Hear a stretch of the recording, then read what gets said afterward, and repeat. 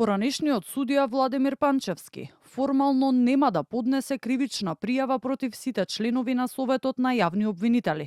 Очекува институциите сами да постапат по допрен глас, врз основа на неговата јавна објава на социјалните мрежи, во која реагира на вчерашната дисквалификација од трката за републички јавен обвинител.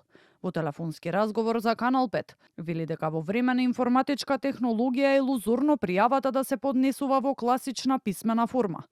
Панчевски, кој беше единствениот кандидат кој доби негативно мислење од Советот, поради тоа што не го исполнувал условот да има 10 годишен непрекинат стаж како судија кривичар, тврди дека незаконски бил дисквалификуван и ја повика владата да ја поништи истата. Во објава на Facebook приложи и потврда од Кривичниот суд дека има повеќе од 12 години судиски стаж.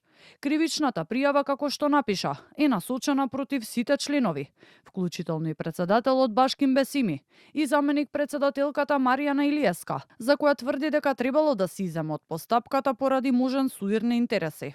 Оваа кривична пријава е одраз на трулиот судско-обвинителски систем и предизвик јавното обвинителство и МВР да отворат постапка по допрен глас и да расчистат со контаминираните кадри кои незаконски одлучуваат, потешко повредувајќи ги правата на граѓаните, носат селективна правда и го рушат угледот на судскиот систем.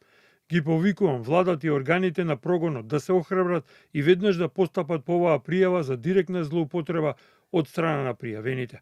Стои меѓу другото во објавата на Панчевски. Председателот на Советот на јавни обвинители Башким Бесими вели дека се додека официјално не биде известен за евентуална кривична пријава од надлежните институции, нема да ги коментира обвинувањата изнесени од Владимир Панчевски. До мене се уште не е пристигната никаква официјална информација за кривична пријава, ниту имам сознание за такво нешто. Поради тоа не можам да коментирам или да изнесам став на оваа тема. Ни посочи Бесими во куст телефонски разговор.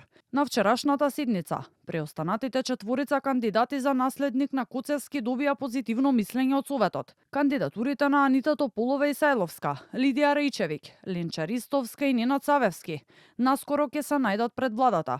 Премиерот Мицкоски рече дека го чекаат мислењето од Советот, пошто ќе се одлучат за еден кандидат и како предлог ќе го достават до собранието. Новиот државен обвинител треба да биде избран со 61 глас за.